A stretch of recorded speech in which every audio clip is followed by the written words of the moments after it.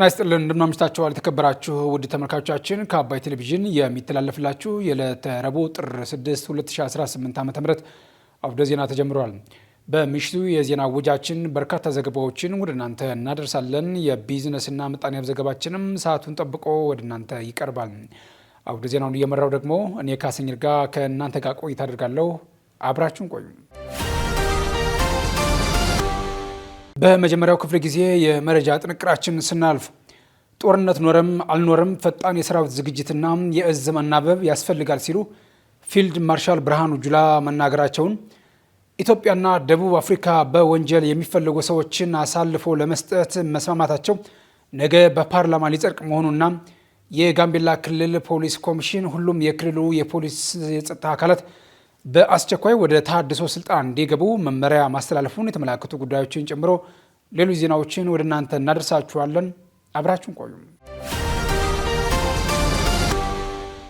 እንኳን አደረሳችሁ አደረሰን እየተባባል አንዳችን ለአንዳችን ያለንን መልካም ምኞት ፍቅራችንን እንገልጻለን። እንኳን ለብርሃነ ልደቱ አደረሳችሁ። አቢሲኒያ የሁሉም ምርጫ። ወደ ቀዳሚው ዜና አለፍን። ጦርነት ኖረም አልኖረም ፈጣን የሰራዊት ዝግጅትና የእዝ መናበብ ያስፈልጋል ሲሉ ፊልድ ማርሻል ብርሃኑ ጁላ ተናገሩ። የኢፌዴሪ ጦር ኃይሎች ጠቅላይ ኤታማዦር ሹም ፊልድ ማርሻል ብርሃኑ ጁላ ሰሞኑን በተካሄደ የኢትዮጵያ ከፍተኛ ወታደራዊ አዛዦችና የደህንነት ባለስልጣናት ውይይትና ግምገማ ባደረጉት ንግግር መፍጠን አለብን ሲሉ ተደምጠዋል። የኤሌክትሮማግኔቲክ ሴክተር ልዕልና ለሀገር ሉዓላዊነት በሚል በታህሳስ ወር መጨረሻ ቀናት በተካሄደው ወርክሾፕ ላይ ንግግር ያደረጉት ፊልድ ማርሻል ብርሃኑ ጁላ በዚህ ወቅት የሀገራት ብሔራዊ ጥቅምና የደህንነት የሚጠበቀው ከዚህ በፊት በምናውቃቸው የበላይነቶች ብቻ አይደለም ብለዋል። በ21ኛው ክፍለ ዘመን የሀገራት ብሔራዊ ደህንነትና ሉዓላዊነት የሚረጋገጠው ቀድሞ በምናውቃቸው የየብስ የህዋና የሳይበር ምህዳሮች በሚደረግ የበላይነት ብቻ አይደለም። ይልቁንም እነዚህን ሁሉ የጦር ግንባሮችና የመረጃ መረቦች አስተሳስሮ የሚይዘውና የሁሉም መሰረት በሆነው የኤሌክትሮማግኔቲክስ ስፔክትረም ላይ በሚገኝ ልዕልና ጭምር ነው። ጠቅላይ ኤታማዦር ሹሙ እዚያም እዚህም የተበተነ አቅም አለ ያሉ ሲሆን የተቋማቱ አመራር አንድ ኮማንድ ፖስት ያላቸው መሆን አለበት በሚለው ንግግራቸው ጦርነት ቢያጋጥመንም ሲሉ ስለሚኖር ትብብር መናበብና የእዝ መዋቅር አንድ መሆን ማሳሰቢያ ሰጥተዋል። እዛም እዚህም በጣም የተበተነ አቅም አለ።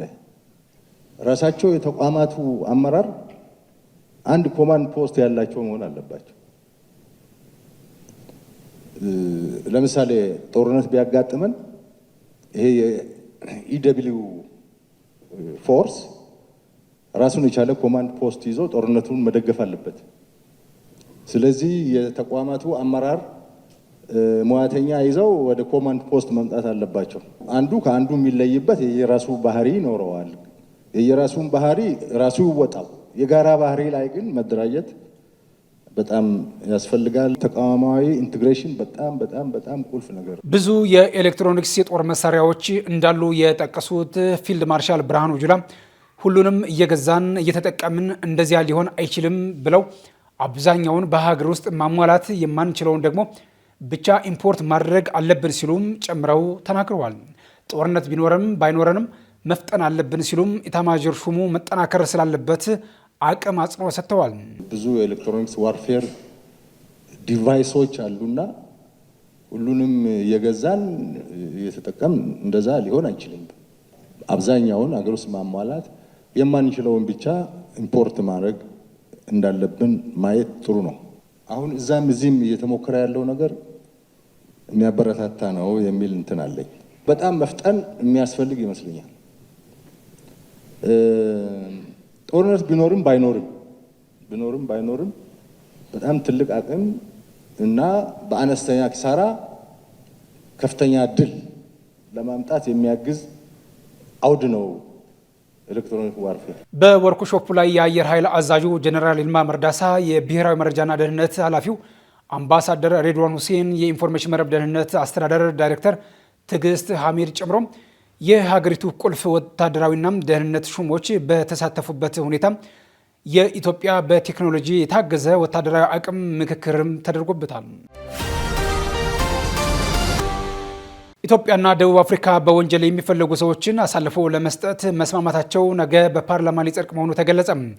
የሕዝብ ተወካዮች ምክር ቤት 9ኛ መደበኛ ስብሰባውን ነገ እንደሚያካሄድ የተገለጸ ሲሆን በስብሰባው በኢትዮጵያ መንግስትና በቻይና መንግስት መካከል የተደረገውን የወንጀል ጉዳዮች የጋራ የሕግ ትብብር ስምምነት ረቂቅ አዋጅና በሁለቱ መንግስታት መካከል የተደረገውን ፍርደኞችን የማስተላለፍ ስምምነት ረቂቅ አዋጅ አስመልክቶ የሕግና ፍትህ ጉዳዮች ቋሚ ኮሚቴ የሚያቀርበውን ሪፖርትና የውሳኔ ሀሳብ ምርምሮ ረቂቅ አዋጁን ያጸድቃል ተብሎ ይጠበቃል። እንዲሁም ምክር ቤቱም በኢትዮጵያ መንግስትና በብራዚል መንግስት መካከል የተደረገውን ፍርደኞችን የማስተላለፍ ስምምነት ረቂቅ አዋጅ አስመልክቶ የሕግና ፍትህ ጉዳዮች ቋሚ ኮሚቴ የሚያቀርበውን ሪፖርትና የውሳኔ ሀሳብ መርምሮ ረቂቅ አዋጁን ያጸድቃል ተብሎም እንደሚጠበቅም ተጠቁሟል። በተያያዘም በኢትዮጵያ መንግስትና በደቡብ አፍሪካ መንግስት መካከል የተደረገውን በወንጀል የሚፈልጉ ሰዎችን አሳልፎ የመስጠት ስምምነት ረቂቅ አዋጅን አስመልክቶ የሕግና ፍትህ ጉዳዮች ቋሚ ኮሚቴ የሚያቀርበውን ሪፖርትና የውሳኔ ሀሳብ መርምሮ ረቂቅ አዋጁን የሚያጸድቅ ይሆናል ተብሎም ተገልጿል። በተጨማሪም ምክር ቤቱ በኢትዮጵያ መንግስትና በኮሪያ ኤክስፖርት ኢምፖርት ባንክ መካከል ለሕክምና መሳሪያዎች አቅርቦት ፕሮጀክት ምዕራፍ 2 ማስፈጸሚያ የተደረገውን የብድር ስምምነት ረቂቅ አዋጅና የህብረት ስራ ማሻሻያ ረቂቅ አዋጅን መርምሮ ለሚመለከታቸው ቋሚ ኮሚቴዎች እንደሚመራም ከህዝብ ተወካዮች ምክር ቤት ያገኘነው መረጃ ያመለክታል። የጋምቤላ ክልል ፖሊስ ኮሚሽን ሁሉም የክልሉ የፖሊስ የጸጥታ አካላት በአስቸኳይ ወደ ተሃድሶ ስልጠና እንዲገቡ መመሪያ አስተላለፈም። የጋምቤላ ክልል ፖሊስ ኮሚሽን በክልሉ ላሉ 3ቱ ዞኖች ፖሊስ መምሪያና ለሁሉም ወረዳ ፖሊስ ጽሕፈት ቤቶች አስቸኳይ መመሪያ አስተላልፏል። በክልሉ የተከሰተውን የጸጥታ ችግር ምክንያት በማድረግ ለሁሉም የፖሊስ አባላት የተሃድሶ ስልጠና መስጠት አስፈላጊ ሆኖ በመገኘቱ የጋምቤላ ፖሊስ ኮሚሽን የ3ቱ ዞን ፖሊስ መምሪያ የኢንታግ ልዩ ወረዳና የጋምቤላ ወረዳ ፖሊስ ጽሕፈት ቤት ከወዲሁ ቅድመ ዝግጅት እንዲያደርጉ ሲሉ የክልሉ ፖሊስ ኮሚሽን ኮሚሽነር የሆኑት ኦማን ኡጋላ አስታውቀዋል። ሁሉም የፖሊስ አመራሮችና አባላት ከትናንት ጥር 5 ቀን 2018 ዓ.ም ጀምሮ ዝግጅት በማድረግ እያንዳንዱ ዞንና ወረዳ የተጣራና ትክክለኛ የሰው ኃይል ተሰባስበው ጥር 7 ቀን 2018 ዓ.ም የክልሉ ፖሊስ ኮሚሽን እንድትገኙ ሲል ጥሪ አስተላልፏል። ለእያንዳንዱ ዞንና ወረዳ የትራንስፖርትና ሌሎች ወጪዎች በሙሉ በዞንና ወረዳው አስተዳደር የሚሸፈን መሆኑንም ጨምሮ ገልጿል። በፈቃድ በህመም በወሊድና በተለያዩ ሁኔታዎች ላይ የሚገኙ አባላት በኮሚሽኑ እስኪረጋገጥ ድረስ የተሻረ በመሆኑ ሁሉም አመራርና አባላት በአካል መቅረብ እንዳለባቸውም የገለጸ ሲሆን በኢትዮጵያ ፖሊስ ዩኒቨርሲቲና በሌሎች የመንግስትና የግል ተቋማት በትምህርት ላይ የሚገኙ አባላት የተሟላና ትክክለኛ መረጃ ሪፖርት እንዲያቀርቡም ተጠይቋል። የአድማ ብተና ፖሊሶች የጦር መሳሪያ ገቢ የሚደረገው እስከ ዛሬ ጥር 5 ቀን 2018 ዓ.ም ብቻ መሆኑንም አውቃችሁ ገቢ ያላደረጋችሁ በአፋጣኝ እንድታደርጉ ሲልም መወሰኑንም ከክልሉ ፖሊስ ኮሚሽን ያገኘነው መረጃም ያመለክታል። አክሎም ከክልሉ ፖሊስ ኮሚሽን እና ከጋምቤላ ከተማ ፖሊስ ጽሕፈት ቤት የጦር መሳሪያ ግምጃ ቤት ወጪ የተደረጉ የጦር መሳሪያዎችን ገቢ ያላደረጉም የመደበኛ ፖሊስ አመራርና አባላት እስከ ዛሬ ጥር 6 ቀን 2018 ዓ.ም ድረስ ገቢ እንዲያደርጉ መመሪያ መውረዱንም ጨምሮ ተገልጿል። የተወዳጅ ተመልካቾቻችን እየተከታተላችሁ ያላችሁት ከአባይ ቴሌቪዥን የአውደ ዜና የመረጃ ሰዓታችን አሁንም እንደቀጠለ ነው። ወደ ሁለተኛው ዙር ጥንቅራችን ስናልፍ ደግሞ ዲፕ ወርልድ በሶማሊያና የተባበሩት አረብ ኤምሬትስ መካከል የተከሰተው አለመግባባት በሶማሌላንድ በርበራ ወደብ ላይ የሚሰራውን ስራ እንዳላስተጓጎለበት መግለጹንና እንዲሁም የትራምፕ አስተዳደር ሶማሊያውያንን አሜሪካ ውስጥ እንዲቆዩ ማድረግ ከብሔራዊ ጥቅማችን ጋር የሚጋጭ ነው ሲሉ መግለጹንና ሌሎች መረጃዎችን ቴዎድሮስ አይቸው ይዟል። በድጋሚ አብራችሁ ቆዩ፣ ተከታትለን መለስ። የሀገራዊ ምክክር ኮሚሽን ኢትዮ ቴሌኮምን ጨምሮ ከትራንስፖርት ከትምህርትና ከጤና ዘርፍ ተቋማት ጋር ውይይት ማድረጉን አስታወቀም። የኢትዮጵያ ሀገራዊ ምክክር ኮሚሽን ስለ ስራ እንቅስቃሴዎቹና ስለ ምክክር ሂደቱ መረጃዎችን ለህብረተሰቡ በስፋት ተደራሽ ለማድረግ ያግዘኛል ያለውን ውይይት ከትራንስፖርት ከትምህርት ከጤና ዘርፍ ተቋማትና ከማህበራት እንዲሁም ከኢትዮ ቴሌኮም ተሳታፊዎች ጋር ማድረጉን አስታውቋል። መድረኩ ከመገናኛ ብዙሃን አማራጮች በተጨማሪ ህብረተሰቡ በሚገለገልባቸው ቦታዎች የቴክኖሎጂ የቴክኖሎጂ ውጤቶችና የትራንስፖርት አማራጮች አማካኝነት ኮሚሽኑ ራሱን በሚያስተዋውቅበትና መረጃዎችን ተደራሽ በሚያደርግባቸው መንገዶች ዙሪያ ለመመካከር መዘጋጀቱ ተገልጿል። በመድረኩ የተገኙት የትራንስፖርት ሚኒስቴር የስራ ኃላፊዎች በተቋማቸው አገልግሎቶች የግንዛቤ ማስጨበጫ ስራዎችን በመስራት ከኮሚሽኑ ጎን እንደሚሆኑ አረጋግጠዋል። በርካታ ማህበረሰብ የሚገኝበት የትምህርቱ ዘርፍም የኮሚሽኑን መረጃዎች ተደራሽ ለማድረግ ጥሩ አማራጭ መሆኑን የጠቆሙት የትምህርት ሚኒስቴር ተወካዮች በበኩላቸው ሚኒስቴር መስሪያ ቤቱ ባሉት አማራጮች ሁሉ መረጃዎችን ተደራሽ በማድረግ ለግንዛቤ ማስጨበጥ ስራው ሚናውን እንደሚወጣ ገልጸዋል። አንበሳ የከተማ አውቶቡስን ጨምሮ የተለያዩ የትራንስፖርት ዘርፎች ማህበራትም በግንዛቤ ማስጨበጥ ስራው ከኮሚሽኑ ጎን እንሆናለን ሲሉ ገልጸዋል። በርካታ ሚሊዮን የሞባይል ደንበኞች ያሉት አንጋፋው ኢትዮ ቴሌኮም በበኩሉ ከብዝሃ መልእክት ስርጭት እስከ ሞባይል አፕሊኬሽን ባሉት አማራጮች የኮሚሽኑን መረጃዎች ተደራሽ እንደሚያደርግ አስታውቋል። በጤና ዘርፉም ባሉ የግንዛቤ ማስጨበጫ ስልቶች የኮሚሽኑን መልእክቶች ተደራሽ ለማድረግ ፍላጎት እንዳላቸው ጤና ሚኒስቴርና የአዲስ አበባ ጤና ቢሮ በጋራ ገልጸዋል። ዲፕ ወርልድ በሶማሊያና የተባበሩት አረብ ኤምሬት መካከል የተከሰተው አለመግባባት በሶማሌላንድ በርበራ ወደብ ላይ የሚሰራውን ስራ እንዳላስተጓጎለበት ገለጸም። በሶማሊያና የተባበሩት አረብ ኤምሬት መካከል ተፈርሞ የነበረው ስምምነት በመቋረጡ ምክንያት የተከሰተው አለመግባባት በሶማሌላንድ በርበራ ወደብ ላይ የሚሰራውን ስራ እንዳላስተጓጎለበት የወደብ አልሚው ድርጅት ዲፕ ወርልድ አስታውቋል። ዲፕ ወርልድ በሶማሌላንድ በበርበራ ወደብ ላይ የሚያከናውነው ስራ በነበረበት ስምምነት መሰረት እንደሚቀጥል ገልጿል።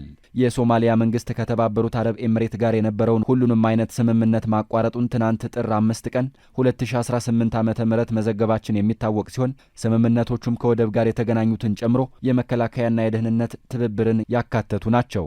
ሞቃዲሾ ከአቡዳቢ ጋር ስምምነቶቹን ያቋረጠችው ደህንነቴን እየጣሰች ነው በሚል ምክንያት ሲሆን የሶማሊያ መንግስት ውሳኔውን ያሳለፈው የግዛት አንድነትና ህገ መንግስት ለማስጠበቅ የወሰደው እርምጃ መሆኑን መግለጹ አይዘነጋም። ሶማሊያ የበርበራ ወደብን ጨምሮ ሁሉንም ስምምነቶች ውድቅ ብታደርግም በሶማሌላንድና ፑንትላንድ በኩል ግን ተቀባይነት የሌለው የሚል ተቃውሞ ገጥሞታል። የሞቃዲሾ ውሳኔን ተከትሎ የወደብ አልሚ ድርጅቱ ዲፕ ወርልድ ወደቡ ደህንነቱ የተጠበቀና ውጤታማ የስራ እንቅስቃሴውን በማቀላጠፍ ለሶማሌላንድና ለሰፊው አፍሪካ ቀንድ ቀጠና የሚያቀርባቸውን ኢኮኖሚያዊ ጥቅሞች ላይ ትኩረት አድርጎ እንደሚቀጥል ሮይተርስ ዘግቧል። የተባበሩት አረብ ኤምሬት ከሶማሌላንድ ጋር ጠንካራ ኢኮኖሚያዊና የደህንነት ግንኙነት ፈጥራ እንደቆየች ያወሳው የሮይተርስ ዘገባ የዚህ ስትራቴጂ አካል በዱባይ መቀመጫውን ያደረገው ዲፕ ወርልድ የበርበራ ወደብን ለማልማትና ለመስራት $442 ሚሊዮን ኢንቨስት ማድረጉ ተጠቁሟል። ዲፕ ወርልድ በአውሮፓውያን አቆጣጠር በ2005 በዱባይ የወደብ ባለስልጣን አማካኝነት የተመሰረተ ሲሆን ከሶማሊያ ፌዴራል መንግስት ጋር ከ4 ዓመታት በፊት የበርበራ ወደብን ለማልማትና ለመስራት ስምምነት መፈራረማቸው ተገልጿል። እስራኤል ለሶማሌላንድ የሀገርነት እውቅና የሰጠችው በአቡዳቢ አሳላጭነት መሆኑ መነገሩም በሁለቱ ሀገራት መካከል ያለውን አለመግባባት እንዳባባሰው ተመላክቷል። የከተማና መሰረተ ልማት ሚኒስትሯ የኮንዶሚኒየም ቤቶች መርሃ ግብር ስህተት እንደነበርና ምዝገባውም ትክክል እንዳልነበር ተናገሩ። የከተማና መሰረተ ልማት ሚኒስትር ወይዘሮ ጫልቱ ሳኒ ሚኒስቴር መስሪያ ቤታቸው በክረምት በጎ ፈቃድ አገልግሎት መርሃ ግብር ያስገነባውን የቱሉ አራራ የተቀናጀ ሞዴል መንደርን በሚመለከት ትናንት ለጋዜጠኞች መግለጫ ሰጥተዋል። ሚኒስቴር መስሪያ ቤቱ ከተለያዩ ባለድርሻ አካላት ጋር በመተባበር በኦሮሚያ ብሔራዊ ክልላዊ መንግስት በደቡብ ምዕራብ ሸዋ ዞን ሰበታ ሐዋስ ወረዳ በቱሉ አራራ ከተማ 150 ዜጎችን ተጠቃሚ የሚያደርግ የተቀናጀ ሞዴል የመኖሪያ መንደር በይፋ አስመርቆ ለተጠቃሚዎች ማስተላለፉን ተናግረዋል። ሚኒስትሯ በትናንትናው መግለጫቸው ላይ ስለ ኮንዶሚኒየም ቤቶች መርሃ ግብር ማንሳታቸውንም ኢትዮጵያ ኢንሳይደር ዘግቧል። ሚኒስትሯ ላለፉት ዓመታት በኢትዮጵያ ሲተገበር የነበረው የኮንዶሚኒየም ቤቶች መርሃ ግብር ስህተት እንደነበረ፣ በሀገሪቱ የተለያዩ ከተሞች የተገነቡ የጋራ መኖሪያ ቤቶች ባለቤት እንዲሆኑ ዜጎች የተመዘገቡበት መንገድም ትክክል እንዳልነበረ ተናግረዋል። ባለፉት 17 ዓመታት በከተሞች ሲተገበር የነበረው የጋራ መኖሪያ ቤቶች ግንባታ በከተሞች ያለውን የመኖሪያ ቤቶች ችግር በተወሰነ ደረጃ ያቃለለ መሆኑን የጠቀሱት ወይዘሮ ጫልቱ ሆኖም መርሃ ግብሩ ስህተት እንደነበር ገልጸዋል። መርሃ ግብሩ የመንግስት ተሳትፎ የበዛበትና ሁሉንም ዜጎች የቤት ባለቤት ለማድረግ ታስቦ የተዘጋጀ መሆኑ ስህተት እንደነበርም አስረድተዋል። የኮንዶሚኒየም ቤቶች ሲገነቡ መጀመሪያ የታለመው ዝቅተኛ ገቢ ላላቸው ዜጎች ቢሆንም አብዛኛዎቹ በቤቶች ውስጥ የሚኖሩት ግን ተከራዮች መሆናቸውንም በሚኒስትሯ መግለጫ ላይ መነሳቱ ተጠቁሟል። ቤቶቹ ከተገነቡ በኋላም የሚኖሩባቸው ሰዎች በአብዛኛው ተከራዮች ናቸው ያሉት ወይዘሮ ጫልቱ ፕሮግራሙም ላለው የሚጨምር እንጂ ቤት የሌላቸው ዜጎችን ለይቶ ችግራቸውን የሚፈታ አልነበረም ሲሉ ተችተዋል። በአዲሱ የቤቶች ልማት ፖሊሲ መንግስት በቤቶች ግንባታ ዙሪያ ያለው ተሳትፎ 20 በመቶ ብቻ እንደሚሆን ሚኒስትሯ ተናግረው ቀሪው 80 በመቶ የዜጎች የመኖሪያ ቤት ፍላጎት በባለሀብቶች በቤት አልሚ ኩባንያዎችና በተለያዩ አማራጮች እንዲመለስ እድል የሚሰጥ እንደሆነ መናገራቸውን ዘገባው አክሏል። የትራምፕ አስተዳደር ሶማሊያውያን ዩናይትድ ስቴትስ ውስጥ እንዲቆዩ ማድረግ ከብሔራዊ ጥቅማችን ጋር የሚጋጭ ነው ሲል አስታወቀም። የትራምፕ አስተዳደር በጸጥታ ችግርና በጦርነት ምክንያት አሜሪካ ውስጥ ለሚገኙ ሶማሊያውያን ይሰጥ የነበረውን ጊዜያዊ ሕጋዊ ጥበቃ ቲፒኤስ እንደሚያድስ አስታውቋል። በእንግሊዝኛው ቲፒኤስ እየተባለ የሚጠራው ማዕቀፍ አሜሪካውያን ባለስልጣናት ደህንነታቸው የተጠበቁ አይደሉም ወደ ተባሉ ሀገራት ስደተኞችን እንዳይመለሱ የሚያደርግ እንደሆነ ተገልጿል። ውሳኔው በመጪው መጋቢት ወር ተግባራዊ የሚሆን ሲሆን ይህም ወደ 2500 የሚጠጉ ሶማሊያውያን የሥራ ፈቃዳቸውን የሚያጡ ሲሆን ይህም ከሀገር እንዲባረሩ ሊያደርጋቸው ይችላል ተብሏል። የሀገር ውስጥ ደህንነት ሚኒስትሯ ክሪስቲኖም እንደገለጹት በሶማሊያ ያለው ሁኔታ በመሻሻሉ ሕጉ የማይጠይቀው መስፈርት ከዚህ በኋላ አይሟላም፣ ጊዜያዊ ማለት ጊዜያዊ ነው ሲሉ ለቢቢሲ በላኩት መግለጫ የተናገሩት ክሪስቲ ከዚህም ባለፈ ሶማሊያውያን ዩናይትድ ስቴትስ እንዲቆዩ ማድረግ ከብሔራዊ ጥቅማችን ጋር የሚጋጭ ነው፣ አሁን ቅድሚያ የምንሰጠው ለአሜሪካ ነው ብለዋል። በተጨማሪም ከህፃናት ማቆያ ኢንዱስትሪ ጋር በተያያዘ የመንግስት በጀት ተመዝብሯል ብለው ለዚህ ተጠያቂዎቹ ሶማሊያውያን ናቸው ሲሉ ተናግረዋል። በአሁኑ ወቅት 2471 ሶማሊያውያን ቲፒኤስ ሲኖራቸው 1383ቱ ደግሞ አመልክተው በመጠባበቅ ላይ ይገኛሉ ብለዋል። ፕሬዝዳንት ዶናልድ ትራምፕ ሶማሊያውያን ስደተኞች ወደ መጡበት ይመለሱ በማለት በተደጋጋሚ ቁጣ ዘል መልእክት አስተላልፈዋል። በትልቁ ቡሽ ዘመን እንደ አውሮፓውያን አቆጣጠር በ1991 የተጀመረው ይህ ጥበቃ በፕሬዝዳንት ባይደን አስተዳደር ለ18 ወራት ታድሶ የነበረ ቢሆንም አሁን ግን ሊቋረጥ መወሰኑ ተገልጿል። ትራምፕ ከዚህ ቀደም በተመሳሳይ የኢትዮጵያ፣ አፍጋኒስታንና ሄይቲ ስደተኞችን ጥበቃ መሰረዛቸው ይታወሳል። ይህ ውሳኔ በተለይ በርካታ ሶማሊያውያን የሚኖሩባት ሚኒያፖሊ ከተማ ከፍተኛ ስጋትና ተቃውሞ ቀስቅሷል ተብሏል። ከአባይ ቴሌቪዥን የምሽት ዘገባዎች እንደቀጠሉ ናቸው። ውድ ተመልካቾቻችን፣ አሁን ደግሞ የቢዝነስና ምጣኔ ሀብት ጉዳዮች የሚቀርቡበት ሰዓት ላይ ደርሰናል። መረጃዎችን ሀና ፍሳ ይዛለች። ተከታትለን መለስ። በድጋሚ አብራችን ቆዩ። ሜድሮክ የካርፎር ዓለም አቀፍ እውቅና ያላቸውን ምርቶችን ጨምሮ ያለቀላቸው የኢትዮጵያ ምርቶች የሚገኙበት 17 አዲስ ፍራንቻይዝ የገበያ ማዕከላት ሊከፍት መሆኑ ተገለጸ። በሜድሮክ ኢንቨስትመንት ግሩፕ ስር የሚገኘው ኩዊንስ ሱፐርማርኬት በኢትዮጵያ የዘመናዊ ችርቻሮ ንግድ ዘርፍ እድገት ላይ ትልቅ ለውጥ የሚፈጥር የንግድ ስያሜን ከነሙሉ አሰራሩ የመጋራት ወይም የፍራንቻይዝና የአቅርቦት አጋርነት ከዓለም አቀፉ የችርቻሮ ንግድ ተቋም ካርፎር ጋር አብሮ ለመስራት መፈራረማቸው ይታወሳል። ይህንንም ተከትሎ በዛሬው ዕለት የፈረንሳዩ የችርቻሮ ንግድ ተቋም ካርፉር ከሜድሮክ ኢንቨስትመንት ግሩፕ ጋር ስትራቴጂካዊ የሽርክና ስምምነት በመፈረም ወደ ኢትዮጵያ ገበያ መቀላቀሉ ተገልጿል። በሁነቱ ላይ መግለጫ የሰጡት የሜድሮክ ኢንቨስትመንት ግሩፕ ዋና ስራ አስፈጻሚ አቶ ጀማል አህመድ በአሁኑ ወቅት በአዲስ አበባ የሚገኘው 13 የኩዊንስ ሱፐርማርኬት ቅርንጫፎች ወደ ካርፉር ዓለም አቀፍ ብራንድ እንደሚቀየሩ አስታውቀው ካርፉር በኢትዮጵያ ያለውን ተደራሽነት ለማስፋትም ባወጣው እቅድ መሰረት ተጨማሪ 17 አዳዲስ መደብሮችን በጅማ፣ አዳማ፣ ቢሾፍቱ፣ ድሬዳዋ፣ ደሴ፣ ባህር ዳርና ጎንደር በመክፈት ጠቅላላ የቅርንጫፎችን ቁጥር 30 ለማድረስ እንደሚሰራ ተናግረዋል። ከችርቻሮ ልማት ባሻገር ስምምነቱ በተለይም የካርፉር ዓለም አቀፍ እውቅና ያላቸውን ምርቶች ወደ ሀገር ውስጥ ማስገባትና ማከፋፈል እንዲሁም ሚድሮክ ያለቀላቸው እንደ ቡና፣ የሻይ ቅጠል፣ ቅመማ ቅመሞችና ሌሎች የኢትዮጵያ ምርቶችን ለካርፉር ዓለም አቀፍ የችርቻሮ መረብ የሚያቀርብበት ስትራቴጂካዊ የአቅርቦት ስምምነት ጭምር መሆኑን አቶ ጀማል አስታውቀዋል። የካርፉር ኢንተርናሽናል ፓርትነርሺፕ ዋና ስራ አስፈጻሚ በዘርፉ ሚድሮክ ያለውን የላቀ እውቅና የካርፉርን ዓለም አቀፍ ልምድ በማቀናጀት ለኢትዮጵያውያን ደንበኞች ጥራት ያላቸው ምርቶችን በተመጣጣኝ ዋጋ ለማቅረብ እንሰራለን ብለዋል። በተመሳሳይ በስነ ስርዓቱ ላይ የታደሙት የገንዘብ ሚኒስትር አቶ አህመድ ሽዴ የስምምነት መንግስት የችርቻሮ ንግድ ዘርፍን ለውጭ ባለሀብቶች ክፍት እንዲሆን ካደረገው የማክሮ ኢኮኖሚ ማሻሻያ ሪፎርም ጋር የቀጥታ ትስስር እንዳለው ጠቁመው እንደዚህ አይነት ተቋማት ወደ ሀገር ውስጥ መግባታቸው የዘመናዊ የንግድ ስርዓት ለማስፈንና የውጭ ቀጥታ ኢንቨስትመንትን ለመሳብ ትልቅ እድል መፍጠሩን ተናግረዋል። ኢትዮጵያና የዓለም ባንክ ለወጣቶች የስራ ፈጠራና ለከተማ ሴፍትኔት ፕሮግራም የሚውል የ250 ሚሊዮን ዶላር ስምምነት ተፈራረሙ። ኢትዮጵያና የዓለም ባንክ ለከተማ ሴፍትኔትና ለስራ ዕድል ፈጠራ ፕሮጀክት የሚውል የ250 ሚሊዮን ዶላር ተጨማሪ የገንዘብ ድጋፍ ስምምነት በዛሬው ዕለት መፈራረማቸው ተገልጿል። ስምምነቱ በገንዘብ ሚኒስትር ዴኤታ ወይዘሮ ሰመሪታ ሰዋሰውና በኢትዮጵያ ኤርትራ፣ ሱዳንና ደቡብ ሱዳን የዓለም ባንክ ዲቪዥን ዳይሬክተር ማርያም ሳሌም መካከል በበይነ መረብ አማካኝነት መፈረሙ ተገልጿል። እንደ ሚኒስቴሩ ገለጻ የገንዘብ ድጋፍ አነስተኛ ገቢ ያላቸው የከተማ ነዋሪዎችን የገቢ አቅም ለማሻሻል እንዲሁም ወጣቶችና ሴቶች በስራ ገበያ ውስጥ ያላቸውን ተሳትፎ ለማሳደግ ያለመ ነው ተብሏል። ፕሮጀክቱ በዋናነት ከፍተኛ የሰው ኃይል የሚጠይቁ የህዝብ የስራ ዕድሎችን ለመፍጠር ተጋላጭ ለሆኑ የከተማ ነዋሪዎች የኑሮ ማሻሻያ ድጋፎችን ለመስጠትና ከሀገር አቀፍ የስራ ዕድል ፈጠራ እቅድ ጋር የተጣጣሙ የወጣቶች የስራ ስምሪት መርሃ ግብሮችን ለመተግበር ያለመ መሆኑ ተመላክቷል። በተጨማሪም ፕሮጀክቱ በተመረጡ አካባቢዎች ለሚገኙ ስደተኞችና ስደተኞችን ለተቀበሉ ማህበረሰቦችም ድጋፍ እንደሚደረግ ተገልጿል። ከዚህም ባለፈ የታለመ የጥሬ ገንዘብ ድጋፍና መልሶ የማቋቋም አገልግሎቶችን በመስጠት የማህበራዊ ድጋፍ ስርዓቶችን ለማጠናከርና ማህበራዊና ኢኮኖሚያዊ የመቋቋም አቅምን ለመገንባት እንደሚሰራም ተጠቁሟል። ሚኒስቴሩ ይህ ተጨማሪ የገንዘብ ድጋፍ የከተማ ነዋሪዎችን ኑሮ ለማሻሻል የወጣቶችን የስራ ዕድል ለማሳደግ እንዲሁም በኢትዮጵያ ሁሉን አቀፍ የኢኮኖሚ ማገገምን ለማፋጠን ወሳኝ እርምጃ መሆኑም ተገልጿል።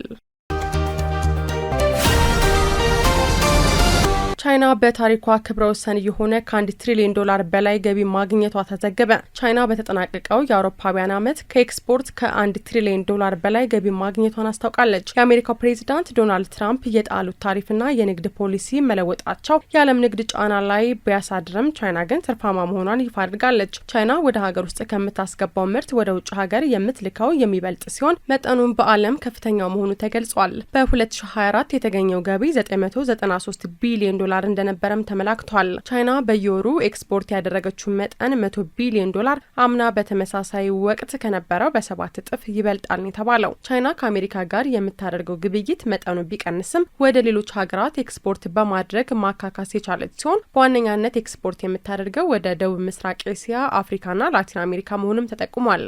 ቻይና ባለባት የዕዳ ብዛት እንዲሁም በቤት አቅርቦት ቀውስ ምክንያት ባለሀብቶች ገንዘብ ከማፍሰስ ሲቆጠቡ፣ ሸማቾችም ወጪ ቀንሰዋል። በዚህ ምክንያት ቻይና ከውጭ ሀገራት የምታስገባው ምርት ቀንሶ 0.5 በመቶ መሆኑ ተገልጿል። የቻይና መገበያያ የሆነው ዩዋን መዳከም፣ የሸቀጥ መትረፍረፍና የምዕራባውያን አገራት የዋጋ ንረት ለቻይና ኤክስፖርት ምቹ ሁኔታ ፈጥረዋል ነው የተባለው። ትራምፕ ከዚህ ቀደም ከ90 በላይ ሀገራት ላይ ታሪፍ መጣላቸው ይታወሳል። ጠንካራ ታሪፍ ከተጣለባቸው ሀገራት ውስጥም አንዷ ቻይና ናት።